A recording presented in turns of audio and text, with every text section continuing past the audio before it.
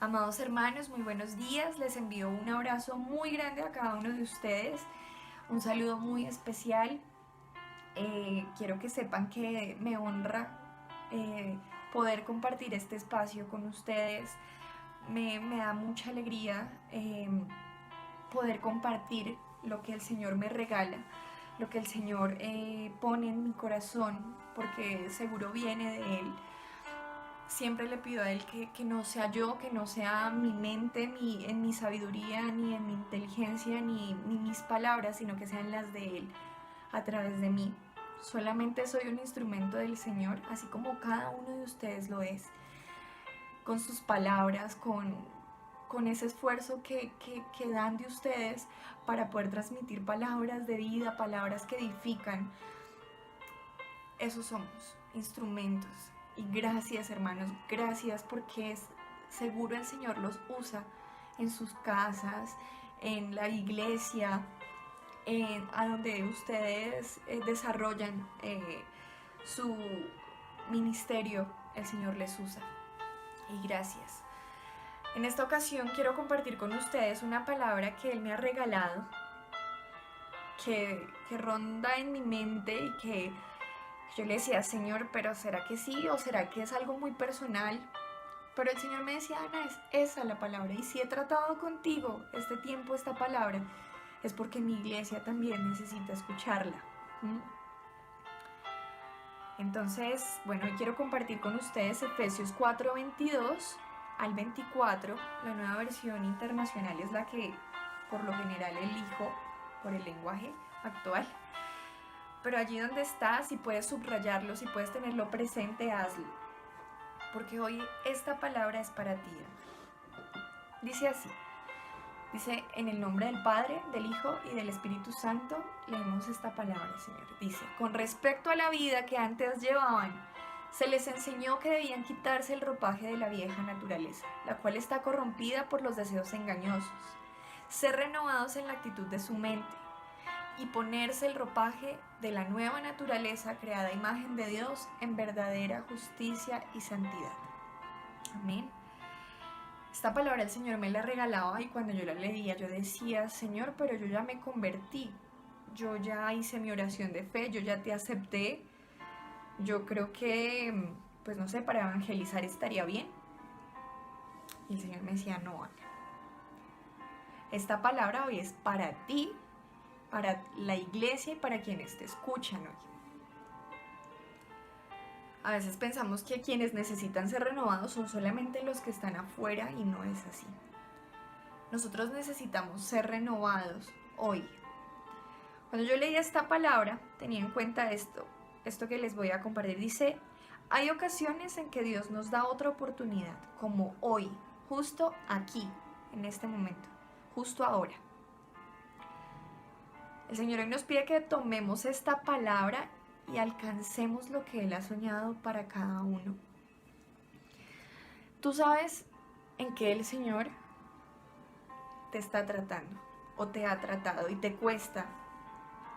No somos seres perfectos, somos tan imperfectos más que cualquier persona tal vez en el mundo. A veces nos equivocamos y somos juzgados de una manera más fuerte precisamente por lo mismo. Porque cuando uno se equivoca, mucha gente dice, pero si es que es cristiano, ¿qué le pasa? Pero si es que es un hijo de Dios, si él habla de Dios y del amor de Dios, ¿qué está pasando? Es difícil, es realmente difícil. Y el Señor ha tratado conmigo de una manera muy dura. Y lo comparto con ustedes, no a manera de tristeza o de victimizarme, sino a manera de sí se puede pedir al Señor, siendo un cristiano de muchos años o pocos, decirle, Señor, yo estoy fallando en esto, yo te necesito.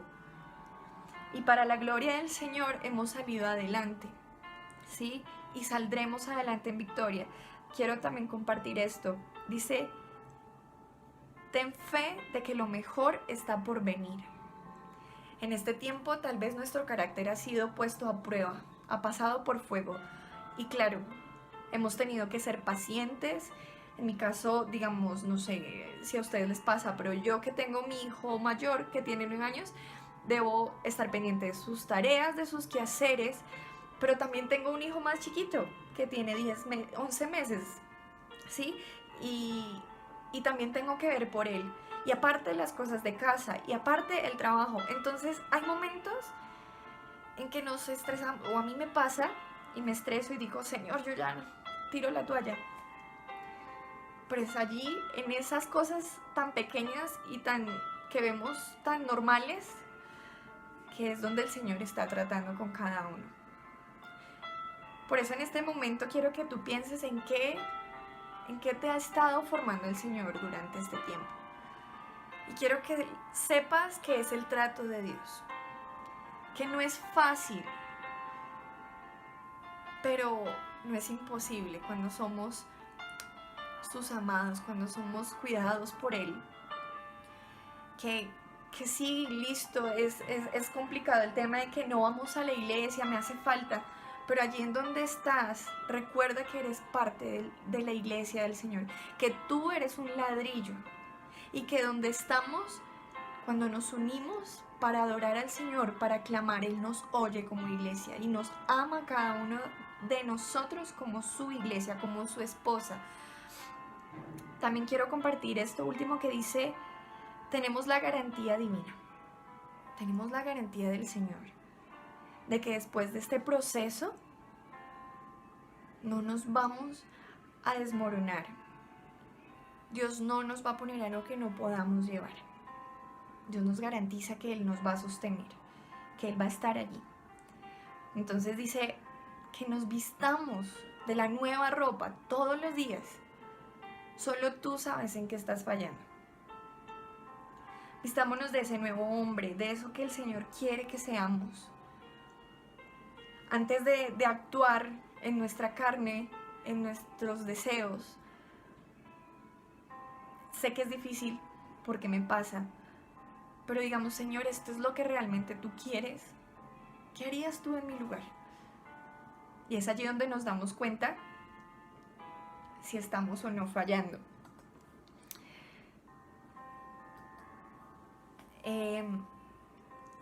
Y para finalizar, quiero regalarte esta frase. Dice, ciertamente emprenderás grandes cosas y en todas prevalecerás.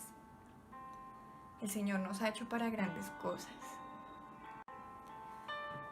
Entonces, ¿qué más garantía que esa, no? En todo lo que nos propongamos hacer de la mano del Señor, hermanos, el Señor no nos va a soltar. Vamos a prevalecer porque somos sus hijos. Pero para ello es necesario despojarnos de lo que no nos permite fluir en la presencia del Señor, de lo que no nos permite comprometernos con el Señor, de lo que no nos permite ser como Él anhela que seamos. Entonces, hermano, ahí donde estás, quiero que me acompañes a orar en esta mañana, a entregarle al Señor eso que nos cuesta. Digámosle al Señor, derriba eso que no te agrada, Señor. Solo tú sabes lo que es. Pero démosle el permiso de que Él lo haga. Que Él escriba una historia diferente con nosotros. Que todo lo que venga de Él sea nuevo. Que solo venga de Él. Entonces, allí donde estás, quiero que me acompañes, que cierres tus ojos. Que si puedes, ya que si estás en tu casa, que no te están mirando, si puedes ponerte en tus rodillas o si puedes simplemente alzar las manos, dile, Señor, yo te necesito. Señor, tú sabes qué es lo que me cuesta, tú sabes el área que necesito tratar. Yo necesito que tú reboses mi copa, Dios. Señor, yo necesito que tú renueves mi mente. Señor, que lo que me cuesta dejar para agradarte, yo pueda hacerlo con tus fuerzas, porque en las mías no puedo, Señor, no soy capaz. Por eso, Señor, yo te entrego mi vida, te entrego mi corazón, te entrego mi situación. Dios, toma el control de todo, Señor. Padre, quiero ser renovado por tu Espíritu Santo. Señor, quiero despojarme del antiguo hombre. Quiero vestirme de santidad. Quiero ser apartado y escogido por ti, Señor. Padre, yo te entrego mi vida. Te entrego lo que soy, Señor. Padre, gracias por tu maravillosa presencia y porque sé que estás en cada hogar esta mañana. Porque así como el aire que respiro estás tú, Señor. Padre, fórmame en el silencio, Señor, y que todo sea nuevo y venga de ti, Señor. Te lo pido, Jesús. Que me cuesta, sí, Señor, tú sabes cuánto me cuesta. Pero te amo tanto, Señor, que quiero agradarte a ti. Es lo más importante. Es lo que más necesito, Señor. Agradarte a ti, Señor. Antes de cualquier otra cosa en mi vida, Señor, quiero priorizarte a ti, Señor. Quiero priorizar lo que tú esperas de mí. Porque así todo funcionará. Gracias, Señor. Yo te alabo, yo te bendigo y te entrego mi vida, mi corazón, la de mis hermanos, Jesús. Que tengamos la convicción de que tú harás, Señor. Gracias, Dios, por el proceso, porque aunque duele, tú nos fortaleces. Porque aunque duele, tú nos llenas de ti, Señor. Y nos levantas, Jesús, gracias. Tuya es la gloria, tuya es la honra y todo el honor es para ti, Señor. Yo te alabo, yo te bendigo. En el nombre de Jesús. Amén y amén.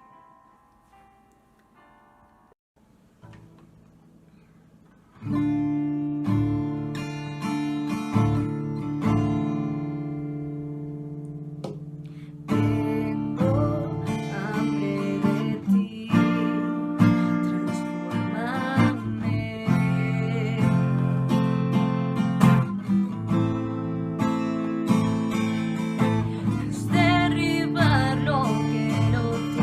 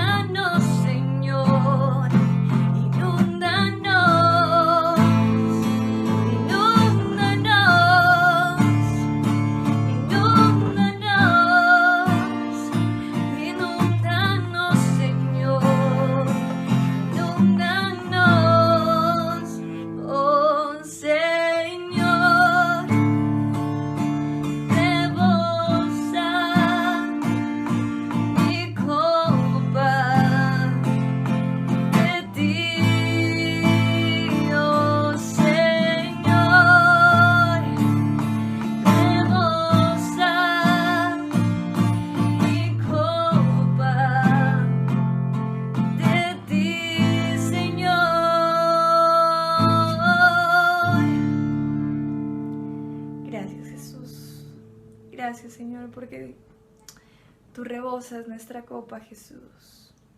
Tú nos inundas de tu presencia, Señor. Gracias, Señor. Gracias, Rey. Amén y amén, Señor. Amados hermanos, espero que esta alabanza la guarden en su corazón, la pueden buscar por internet, se llama Inúndanos. Y es el himno que nos ha acompañado a mi casa estas últimas semanas. Entonces quiero compartirlo con ustedes y apodérense de la palabra del Señor y crean lo que en ella dice, porque de ella es el manual que tenemos para vivir.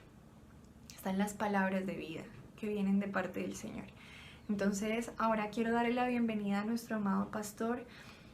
Amado pastor, que el Señor lo use como siempre, que usted sea el instrumento que el Señor utilice para llegar a nuestros corazones, a nuestra vida, que sea exhortándonos, edificándonos y sembrando en tierra fértil. Un gran abrazo para cada uno, para usted, amado pastor y amada pastora. El Señor los bendiga. A todos ustedes pero muy buenos días. Hoy estamos aquí nuevamente para llevar la bendita palabra de Dios y vamos a orar en esta mañana. Amado Dios y Padre Celestial, te damos gracias por tu fidelidad, por tu amor, por tu misericordia. Señor, que tú nos hables hoy a través de tu bendita palabra, enséñanos en ella, por ella y a través de ella. Gracias por darnos el privilegio, Padre, de traer la bendita palabra de Dios, Señor, que es predicada, Señor, por el mundo. Gracias, Señor, por esta palabra que es viva y eficaz y más cortante que espada de doble filo. Úsame a mí como tu siervo, tu instrumento, Señor, el canal, pero tú el agua viva, Dios. Te lo pido, oh Dios, en el poderoso nombre de Jesús. Amén, amén. Vamos a estar leyendo en esta mañana Jeremías capítulo 8, desde el versículo 1 en adelante. Dice así la palabra de Dios. En aquel tiempo, dice Jehová, sacarán los huesos de los reyes de Judá, y los huesos de los príncipes, y los huesos de los sacerdotes, y los huesos de los profetas, y los huesos de los moradores de Jerusalén, fuera de sus sepulcros. Y los esparcirán al sol y a la luna, y a todo el ejército del cielo, a quienes amaron y a quienes sirvieron, en pos de quienes anduvieron, a quienes preguntaron y ante quienes se postraron. No serán recogidos ni enterrados, serán como estiércol sobre la faz de la tierra. Y escogerá la muerte antes que la vida todo el resto que quede de esta mala generación, en todos los lugares a donde arroje yo a los que quedan, dice Jehová de los ejércitos. Les dirás asimismo, así ha dicho Jehová, el que cae no se levanta, el que se desvía no vuelve al camino, porque es este pueblo de Jerusalén rebelde con rebeldía perpetua. Abrazaron el engaño y no han querido volverse. Gracias, Padre, por tu palabra. El profeta Jeremías habla inspirado por el Dios Todopoderoso y dice Jeremías en esta palabra que este pueblo es rebelde. Y era un pueblo rebelde porque se habían dejado engañar y se habían apartado del verdadero camino de Dios. Escuche bien, se habían dejado engañar, fueron rebeldes con rebeldía, dice la Escritura, y se apartaron de Dios. ¿Por qué fueron rebeldes? ¿Por qué se dejaron engañar? Dice, abrazaron el engaño y no han querido volverse. ¿Cuál era el engaño? El engaño, dice el versículo 2, y los esparcirán al sol y a la luna y a todo el ejército del cielo, a quienes amaron y a quienes sirvieron, en pos de quienes anduvieron, en quienes preguntaron y ante quienes se postraron. ¿Ante quienes se postraron? ¿A quién sirvieron? ¿A quién adoraron? Está claro a quién adoraron. Fue un pueblo que aprendieron de las naciones vecinas, de los extranjeros. Aprendieron de los paganos a adorar al sol y a adorar a la luna y le sirvieron. Pero esas prácticas, cuando vemos las enseñanzas de hace 8 días, hace 15 días, hablábamos que los Nefilín, es decir, los gigantes, hijos de los ángeles caídos, ellos habían enseñado a los descendientes de los otros gigantes y de todas las descendencias de aquella región del Canaán y sitios vecinos a adorar al sol y a la luna. En Jeremías, vamos más adelante, Jeremías capítulo 43, pero antes veamos el 32. Jeremías capítulo 32, el verso número 35 dice: y edificaron lugares altos, escuchen, lugares altos. Edificaron lugares altos a Baal, los cuales están en el valle del hijo de Himón, para hacer pasar por el fuego sus hijos y sus hijas a Moló, lo cual no les mandé, ni me vino al pensamiento que hiciesen hasta esta abominación para hacer pecar a Judá.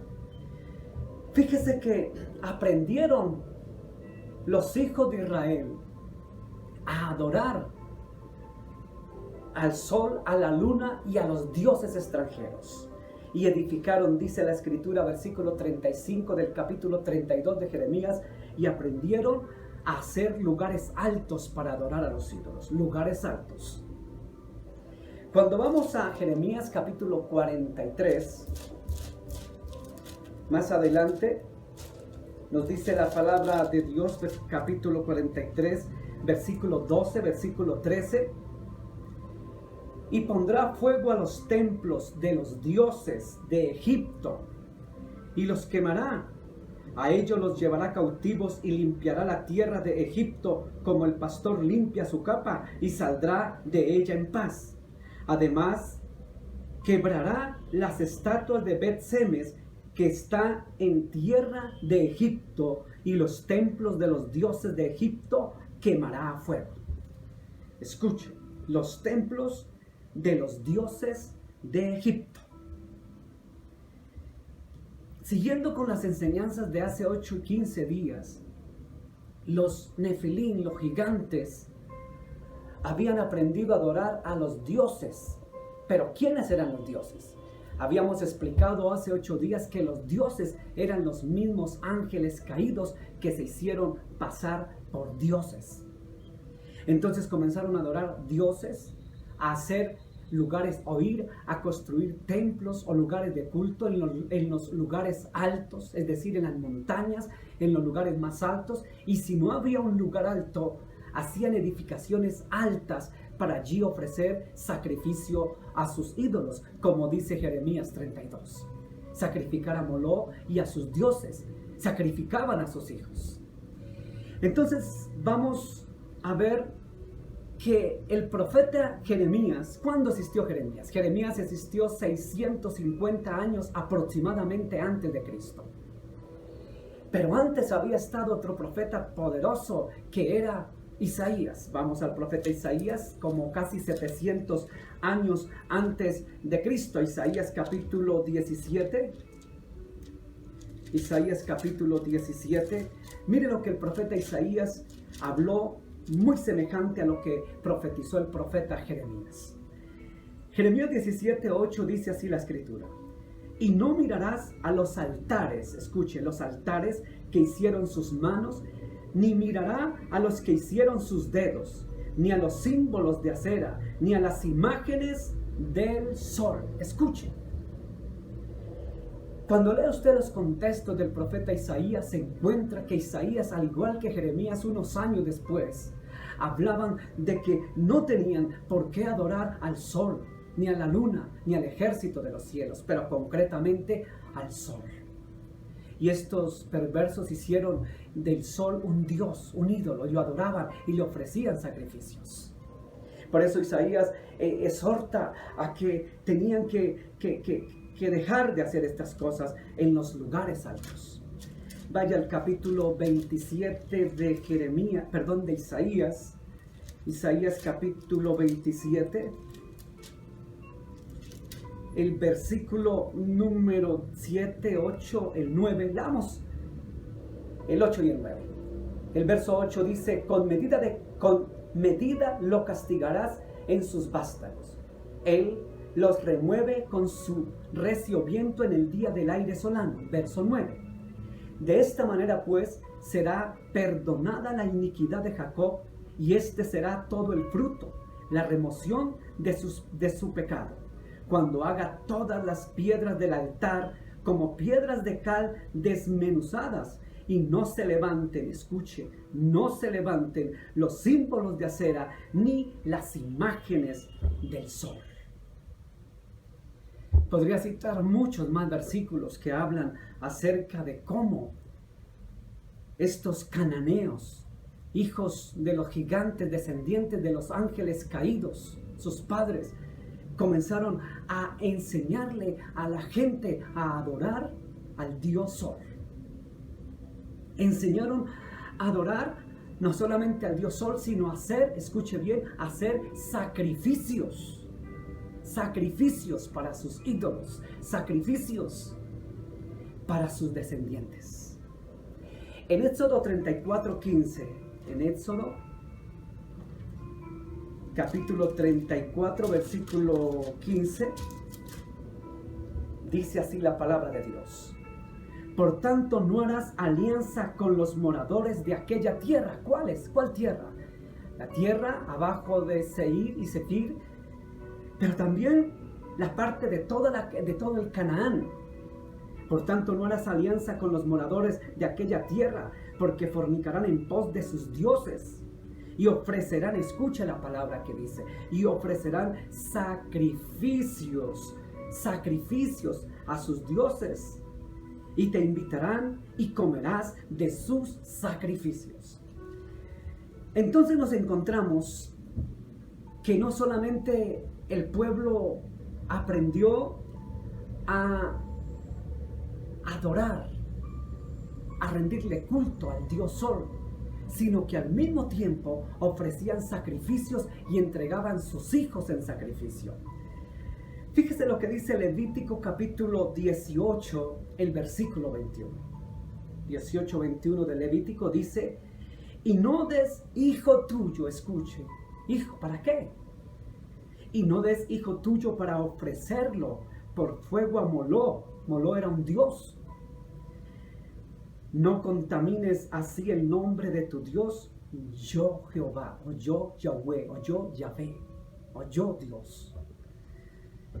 No des tu hijo para ofrecerlo a Moló.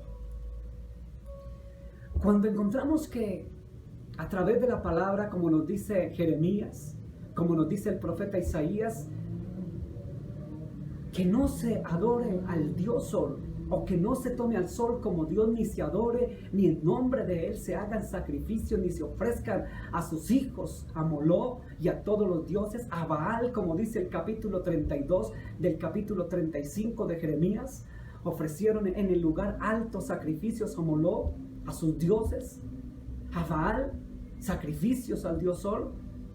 Es decir que, ¿cuál fue la herencia que verdaderamente nos dieron o nos dejaron los caídos? Los caídos nos dejaron una herencia. ¿Cuál herencia? La herencia de sacrificar. La herencia de adorar al sol, de crear ídolos.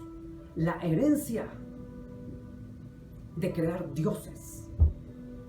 Fíjese que la palabra de Dios nos dice claramente en Deuteronomio: oye Israel, Jehová nuestro Dios, uno es. Y dice también la palabra de Dios allá en Marcos, en Mateo y en algunos evangelios, repite esta palabra. Cuando Jesús le recuerda los mandamientos y le dice: oye Israel, Jehová vuestro Dios, uno es. Pero estos, los caídos, que más adelante se convirtieron en demonios, en espíritus inmundos, engañadores, estos, junto con otros demonios, enseñaron a adorar, a hacer sacrificios, a crear otros dioses y adorar otros dioses, para apartar al pueblo de Dios del Dios monoteísta. Entonces nos enseñaron un politeísmo. La palabra poli quiere decir varios, muchos. Mono quiere decir uno, monoteísmo, un solo Dios. Politeísmo, muchos, varios dioses. nos dejaron el politeísmo, los sacrificios, los dioses, la idolatría, el paganismo, sacrificios, sangre.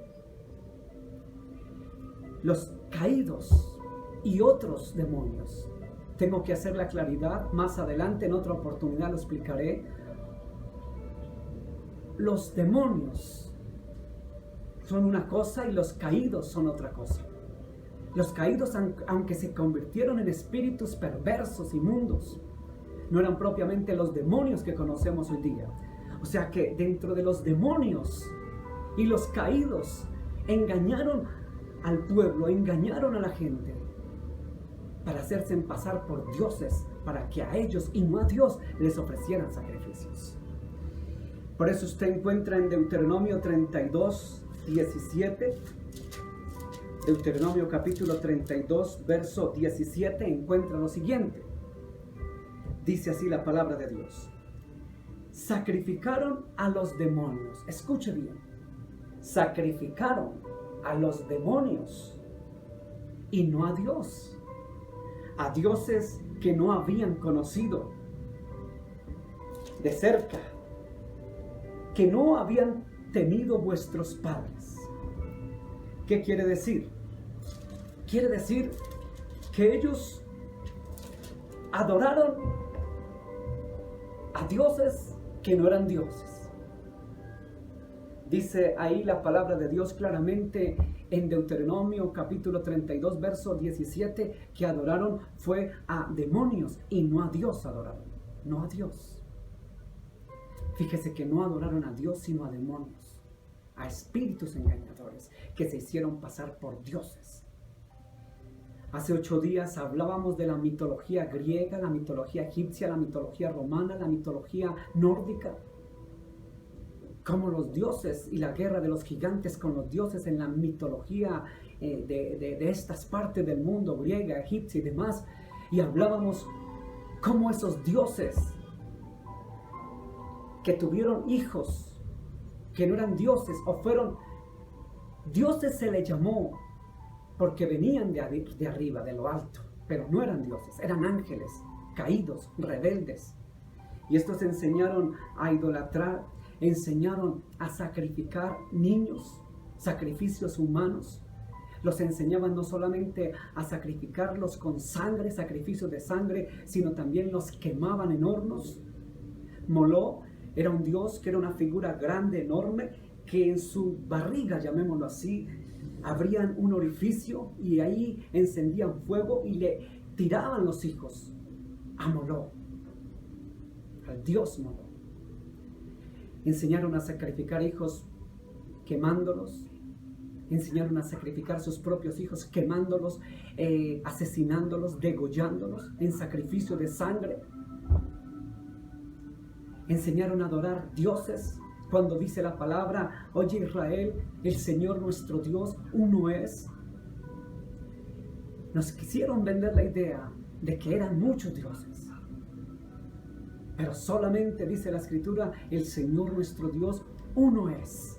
Y los ángeles que cayeron se hicieron pasar por dioses. Y los demonios que ya estaban aquí, cuando la primera caída desde el Edén, demonios engañaron al mundo para hacerse pasar por dioses. Y como dice Deuteronomio 37, capítulo 37, 32, dice la Escritura 32, 17, para corregirlo.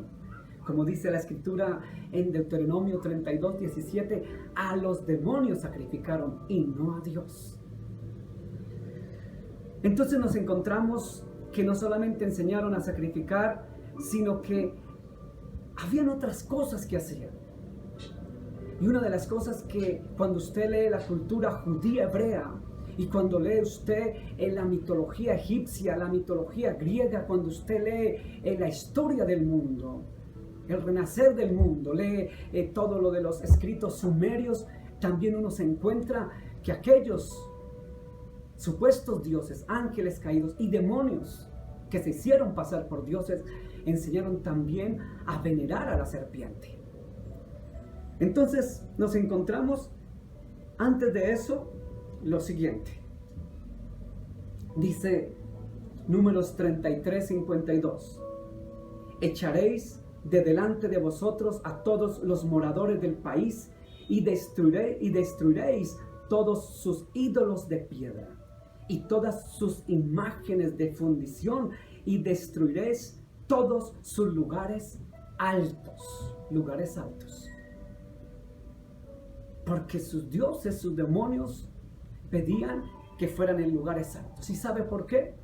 Cuando usted lee Crónicas, se va a encontrar que el Señor Dios Todopoderoso le dice a su pueblo que solo hay un lugar para adorar en el monte santo, en el monte alto, en el monte Moriah.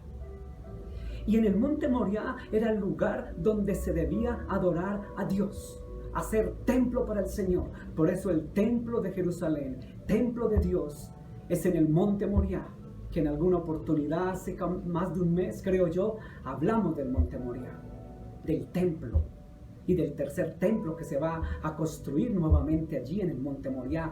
Ese lugar alto que Dios pedía para hacer el holocausto, para ofrecer el sacrificio a Dios, para adorar a Dios.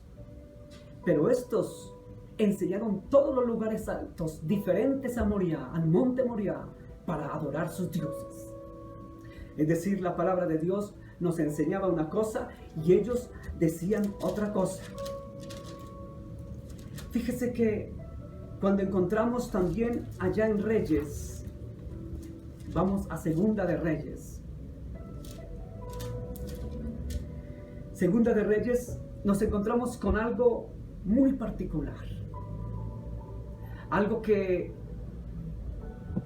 también enseñaron las culturas antiguas, pero que ellos, los griegos, los egipcios, el imperio medo-persa, el imperio romano, el imperio asirio, lo habían aprendido de los ancestros. Era venerar a la serpiente. Por eso encontramos un episodio muy curioso en Segunda de Reyes, capítulo 18. Encontramos en el versículo número 21. Dice: he aquí que confías en este báculo de caña cascada en Egipto, en el cual si alguno se apoyare, se le entrará por la mano y la traspasará. Tal es el faraón, rey de Egipto, para todos los que en él confían. Cuando hacemos rápidamente el recuerdo de lo que los faraones hacían, como sus sacerdotes veneraban la serpiente. Fíjese que cuando el Señor le dijo a Moisés: Moisés, lanza tu cayado, tu vara a la tierra, y Moisés lanza, se convierte en serpiente. Pero esto mismo hacen los sacerdotes egipcios del faraón y convierten sus varas en serpientes. Y aquí vemos que, pero para entenderlo vamos al versículo 4. 18:4 dice: él quitó los lugares altos, vuelve a nombrar los lugares altos, y quebró las imágenes. Aquí están hablando, para que usted me entienda el contexto, de Ezequías.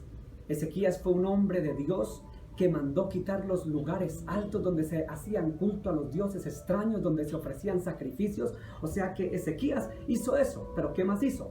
Quitó los lugares altos, quebró las imágenes y cortó los símbolos de Acera. Acera era una diosa. Después otro día hablamos de las diosas. Hoy no quiero hablar de diosas, sino del dios Sol. E hizo pedazos la serpiente de bronce que había hecho Moisés, porque hasta entonces le quemaban incienso los hijos de Israel, y la llamó Nehustán. La palabra hebrea para serpiente es nefas o nafas. Fíjese que la serpiente era venerada en la cultura egipcia, pero había pasado a través de todas las culturas. Y cuando usted lee la mitología griega, cuando usted lee la mitología romana, cuando usted lee todas las mitologías, encuentra, por ejemplo, en en cada una de estas culturas, de estas mitologías, que la serpiente se le atribuyen poderes milagrosos, de sanación, de sanidad. De ahí que Esculapio, el dios de la sanidad, representado en la medicina como una serpiente enrollada, porque representa el beneficio, la benevolencia, la vida, la salud, el bienestar. Pero esto se aprendió. Los romanos, fíjese que cada cultura aprendió de la siguiente. El primer gran imperio se puede decir que fue el imperio egipcio, casi 3.000 años antes de Cristo, 2.700 años antes de Cristo. Viene el imperio asirio, y el imperio asirio voy a dar fechas aproximadas. El imperio asirio en el 2500 aproximadamente viene y asimila toda la cultura del imperio egipcio. Se acaba el imperio asirio y viene el imperio babilónico. Curioso, Jeremías cuando escribía aquí, el profeta Jeremías, cuando hablaba Jeremías, aquí lo que leímos, el profeta Jeremías estaba viviendo curiosamente en el esplendor del imperio babilónico. Estoy hablando de 600 y pico años antes de Cristo. Entonces estaba el imperio babilónico en su esplendor. Llegó el año 586 antes de Cristo. Toman cautivo al pueblo de Dios por 70 años. Ya usted se sabe esa historia, la he enseñado en la iglesia desde hace más de 3, 4 años. No lo repito. Pero el imperio babilónico tenía tanto poder que adquirió todo del imperio anterior, del imperio asirio y del imperio egipcio. Entonces viene la decadencia del imperio babilónico, entra en su furor el imperio medo-persa, casi en el 500. Y estoy dando fechas aproximadas antes de Cristo. Entonces viene el imperio medo-persa, asimila todo lo del imperio babilónico, que a su vez asimiló lo del imperio asirio, que a su vez asimiló lo del imperio egipcio. Acaba el imperio babilónico, viene el imperio medo-persa, asimila todo. Acaba el imperio medo-persa, entra en su esplendor el imperio griego. Y el imperio griego, estoy hablando de una fecha de 300 y pico, siglo IV antes de Cristo, 300 y pico de años antes de Cristo. Viene el imperio griego con su esplendor, asimila, toma todo lo del imperio anterior medo-persa y del imperio babilónico. Acaba el imperio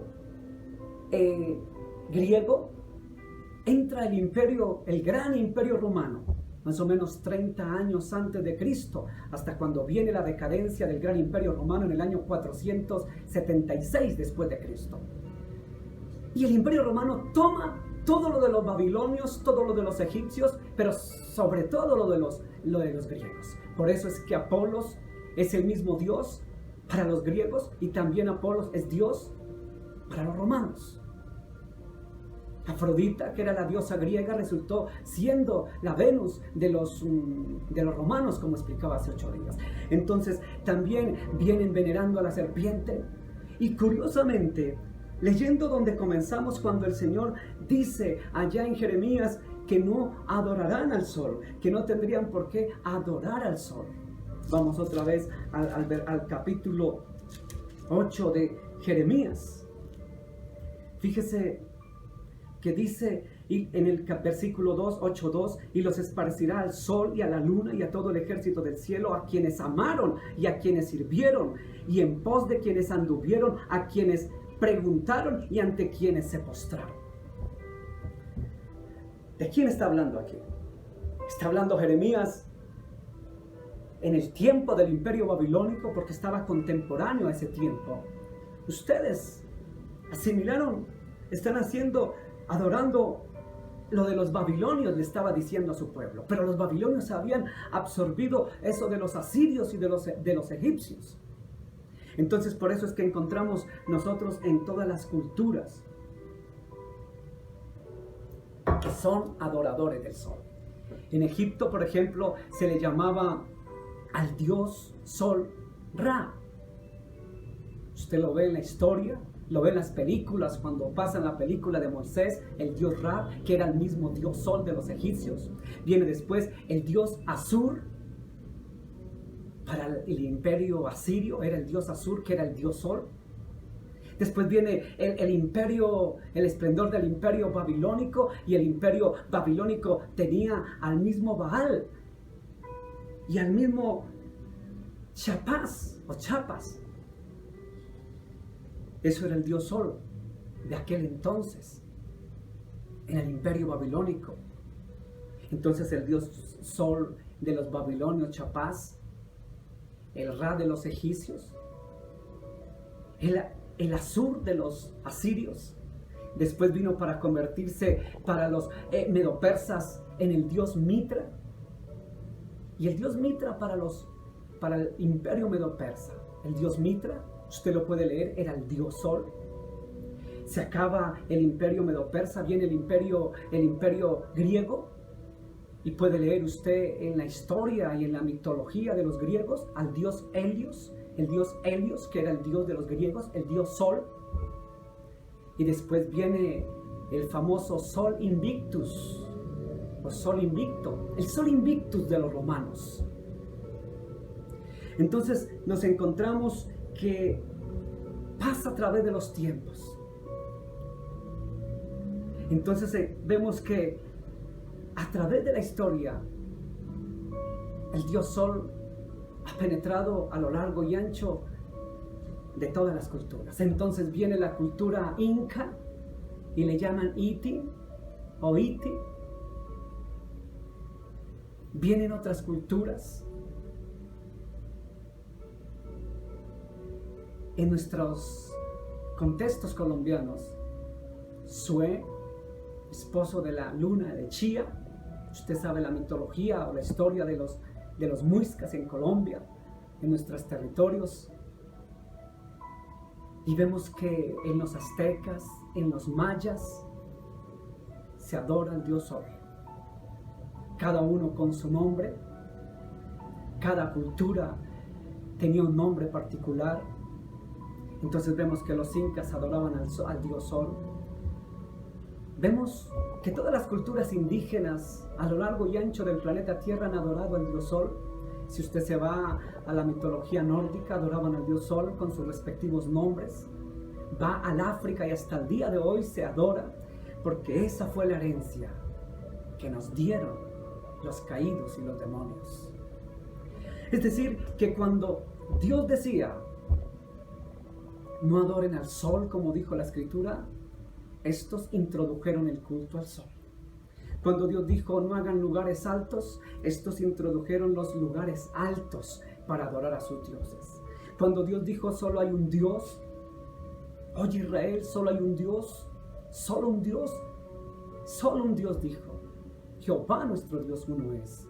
Entonces ellos nos metieron el politeísmo de muchos dioses, disfrazándose de dioses, para que se volviera el mundo politeísta. Entonces el Señor dijo, no sacrificarás a tus hijos. Y entonces enseñaron a sacrificar. Por eso todas las culturas, desde Egipto hasta el Imperio Romano, vemos sacrificios de sangre en todas las culturas y en todas las tribus indígenas. Llámese la chibcha, llámese la muisca, llámese la inca, llámese la azteca, llámese los mayas. Seguían los sacrificios. Por eso usted ve que ellos construían en los lugares más altos y construían sus pirámides.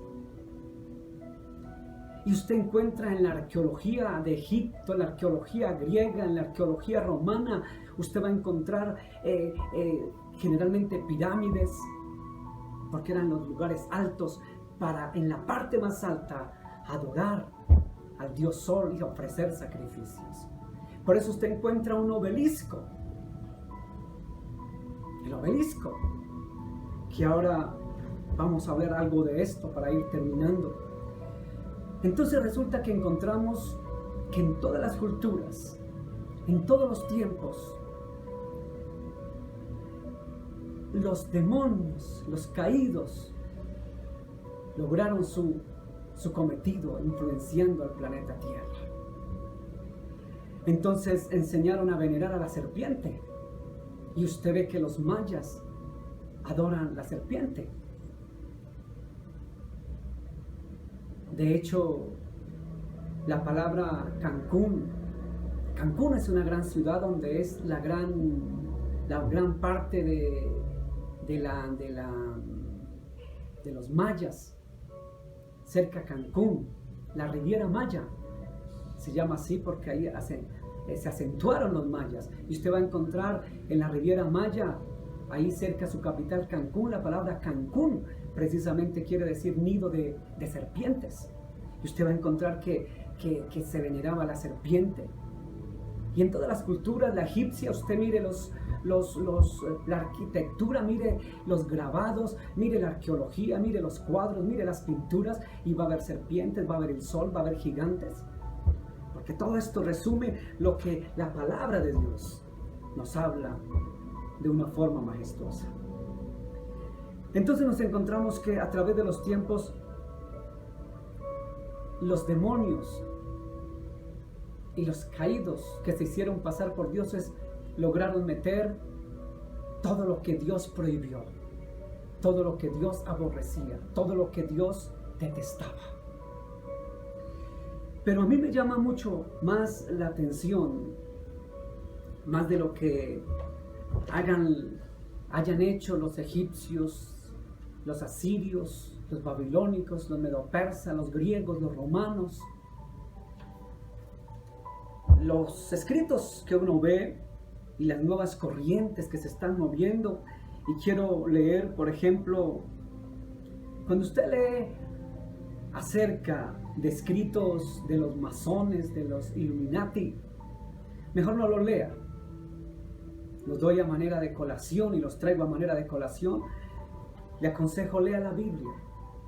Antes de leer cualquier cosa, lea la Biblia. Y después ya lea, cuando conozca esto, lea otras cosas. Documéntese y sepa que la palabra es verdad. Cielo y tierra pasará, pero su palabra no pasará, porque esa palabra es verdad y fue la misma de ayer y la misma de hoy. Fíjese que en los escritos de los masones uno se encuentra cosas sorprendentes. Los masones, yo he hablado ya en la iglesia mucho acerca de esos movimientos Illuminati, masones y su relación con la Biblia y todo lo demás que hoy no lo voy a decir, pero me llama la atención, por ejemplo, como en uno de los escritos aparecen, por ejemplo, esto, dice: el sol para ellos, para la masonería, dice, el sol es el Padre universal. El Padre universal, lo mismo que tenían los egipcios y otras culturas. La tierra simboliza la madre naturaleza y la fecundidad. Espere esta palabra, fecundidad. Para ellos, el sol es el creador de la vida. Pero ahora vamos a ver para ellos qué es el obelisco. El obelisco, cuando usted lee al famoso masón Albert Pike, o Pike, los que saben bien inglés, Pike, en su libro Moral y Dogma del Rito Antiguo de la Masonería, dice lo siguiente acerca del obelisco. Dice: de ahí la importancia del falo, escuche, del falo, o de su inofensivo sustituto, el obelisco, erguido como un emblema de la resurrección de la deidad enterrada. Eso lo dice en su libro de Dogmas y Moral. Este masón, que mejor no lo lea, habla de Baphomet, habla de Luzbel, de Lucifer, y uno se encuentra que definitivamente todo lo que la cultura egipcia, de hecho, cuando usted lee todos los contextos de ellos, el principal objetivo es volver a restaurar en el planeta Tierra nuevamente todo lo perdido, dicen ellos, lo que fue al principio de Sumeria, de Egipto, es decir, volver a sus deidades. Cuando él dice el obelisco erguido como un emblema de la resurrección de la deidad enterrada, ¿cuál deidad? Para ellos es el sol, porque el sol para ellos es el Padre universal. El falo es el reproductor de vida, dicen ellos. Por eso, el obelisco que representa un falo es dedicado al dios Sol. El obelisco, usted ve en Roma obeliscos, en Washington, en Buenos Aires, en Francia, obeliscos. El obelisco, como dice Albert Pike, es la resurrección de la deidad enterrada. Es la dedicación al Dios Sol. Por eso usted cuando ve o cuando escuchó algo de una gran ciudad, no recuerdo en este momento el nombre, de pronto me equivoque, Hecápolis o Heliópolis, creo que es Heliópolis, de pronto me equivoque, y se da cuenta que la ciudad de Heliópolis, creo que así se llama, que era en la antigua Egipto, cuando hubo excavaciones se encontraron no solamente imágenes del sol ni eso, sino un gran obelisco. El obelisco es ese monumento de forma alargada que termina en punta, en forma de pirámide. Es dedicado al Dios Sol, porque representa la fertilidad, el nacimiento del Dios Sol. O como dice Albert Pike en su libro, quiero volverlo a leer, el obelisco erguido como un emblema de la resurrección de la deidad enterrada, el símbolo de la reproducción. Y el sol es el símbolo de la creación. Por eso usted se va a encontrar en la arqueología, donde hay obeliscos, hay figuras de sol, y donde hay figuras de sol encuentra obeliscos. Van de la mano. Porque eso enseñaron los dioses de la mitología. Pero miramos para los masones qué es la pirámide. La pirámide representa la iluminación. Es un símbolo emblemático de la capacidad del hombre antiguo para liberarse del plano terrenal y ascender al cielo. Al sol, dicen ellos, al sol dorado. Y finalmente a la fuente suprema de la iluminación, que es el sol. Oh, fíjese, ¿a dónde converge eso? Fíjese que la pirámide tiene mucha relación que ver con el Dios Sol. Para los egipcios, las pirámides eran considerados portales místicos a través de los cuales los faraones ascendían al reino de los dioses. El ojo representa a Ra. ¿Quién es Ra? Ra es el Dios Sol para los egipcios antiguos. El Dios del Sol que todo lo ve. Fíjese que todo está concatenado de una manera majestuosa. La serpiente para los masones, al igual que el dragón, representa entre otras cosas el poder de la tierra. Simboliza por tanto la sabiduría femenina, puesto que vive bajo la tierra, dicen los masones. Está en contacto con los poderes femeninos de las aguas y con el mundo subterráneo.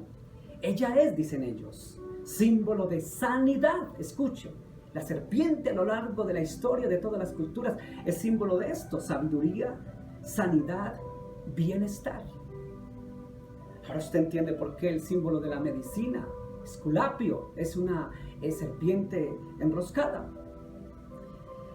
Quiero decirle que las pirámides de Egipto y todas las construcciones antiguas de los mayas y demás, cuando hoy en día se pregunta a la gente cómo carajo construyeron unas pirámides monumentales de piedras de toneladas, cómo las subieron, cómo las cargaron.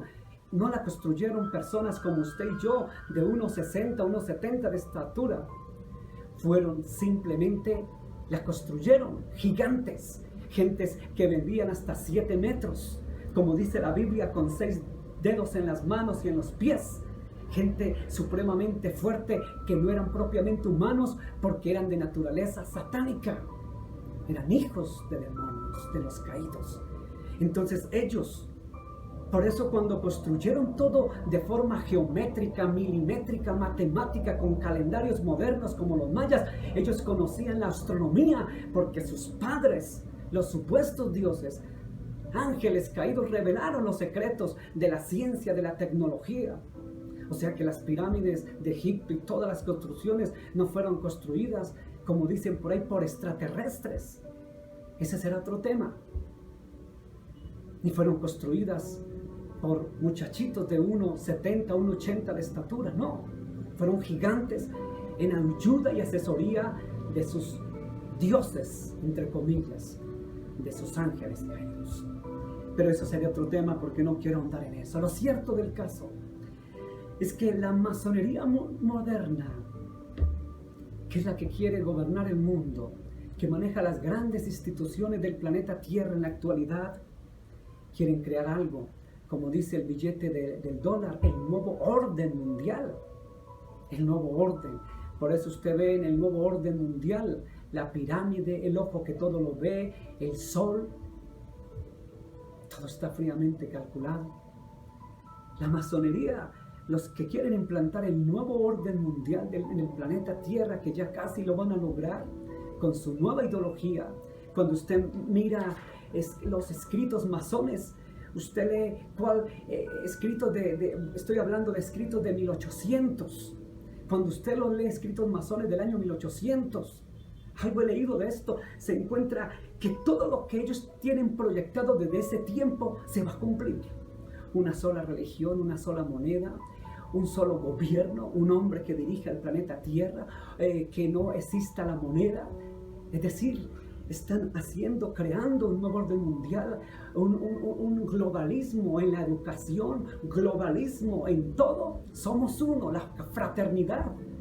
La fraternidad, por eso de hecho estas agrupaciones se llaman fraternidades. No quiero seguir hablando de eso, simplemente quiero decirle que los sacrificios, la luz se llama Cristo. Quiero terminar diciéndole que en Hebreos capítulo 7, fíjese que en Hebreos capítulo 7, verso 27 dice que no tiene necesidad cada día como aquellos sumos sacerdotes de ofrecer primero sacrificios por sus propios pecados y luego por los del pueblo, porque esto lo hizo una sola vez para siempre, ofreciéndose a sí mismo. ¿Quién? Jesús se ofreció en sacrificio.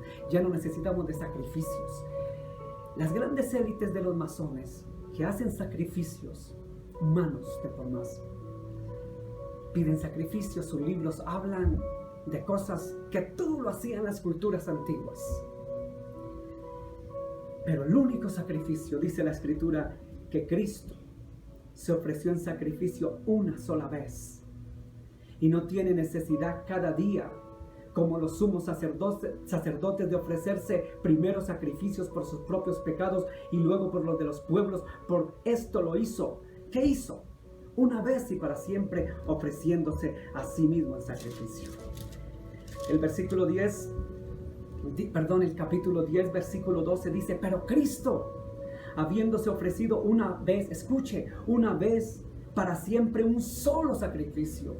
Ya no hay más necesidad de sacrificios por los pecados. Se ha sentado a la diestra de Dios en un solo sacrificio, el sacrificio de sangre.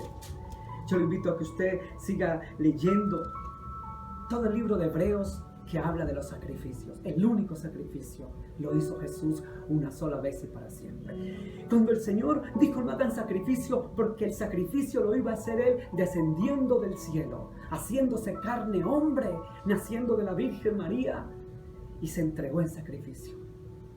Ya no hay necesidad de sacrificios como dicen los francmasones del grado 33 o del grado 95. Ya no hay necesidad de esto, porque el único sacrificio una sola vez y para siempre es Jesucristo. Ya no hay necesidad de construir, ir a los lugares altos, porque el Señor lo adoramos en su alcoba, en su casa, en el lugar que usted tenga. Adora al Señor. Le ofrece el mejor sacrificio, que es de alabanza. Ya no necesita usted tampoco creer en otros dioses, que nos traigan otros dioses. Creer en el Dios Sol que nos ilumine. Llaman los masones Luzbel, la luz bella, el portador de luz que nos ilumine. No, ya tenemos la luz. Jesús dijo, yo soy la luz del mundo, el que a mí viene no andará en tinieblas. Jesús se entregó una sola vez y para siempre en el sacrificio perfecto. Jesús entregó su carne, su cuerpo por amor a usted y a mí, una sola vez y para siempre. Jesús es la luz. Jesús es el camino y solo hay un Dios y un solo Señor y un solo mediador entre Dios y los hombres y se llama Cristo. No se deje engañar. Jesús es el camino, la verdad y la vida. Es la luz, es el sacrificio perfecto. Jesús es el Señor. Vamos a orar. Padre, gracias por tu palabra. Tu palabra es verdad, viva y eficaz. Gracias, Señor, por tu bendita palabra, Señor. Perdona nuestros pecados. Perdóname, Señor, bendito Dios, si hemos buscado otros dioses, creído en otros dioses, acercándonos a otros dioses, perdónanos. Hoy reconozco que solo tú, Jesús, eres Dios, el único Dios que se hizo carne, se hizo hombre, vino a la tierra del vientre de la bendita Virgen María, murió en la cruz por mis pecados en sacrificio, en un solo sacrificio, una sola vez y para siempre. Pero resucitaste tú, después del sacrificio, moriste y resucitaste al tercer día, según las Escrituras. Gracias, Jesús, por morir en la cruz, por ser mi sacrificio. Por ende, no necesito de sacrificios de nada ni de nadie, porque tú eres el único que por sacrificio y amor se entregó por mí en la cruz. Gracias, Señor. Te doy honra y gloria por los siglos de los siglos. Amén. A todos Dios los bendiga, que el Dios de Abraham, de Isaac y de Jacob los llene de muchas bendiciones. Muchas gracias, hasta pronto y escuchemos este tema que viene a continuación. Bendiciones para ustedes.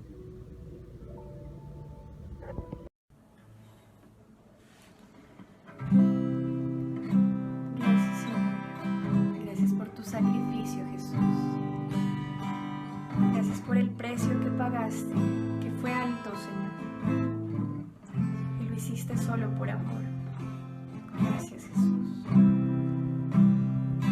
Dile al Señor que Él es un Dios incomparable, que Él es tu salvación.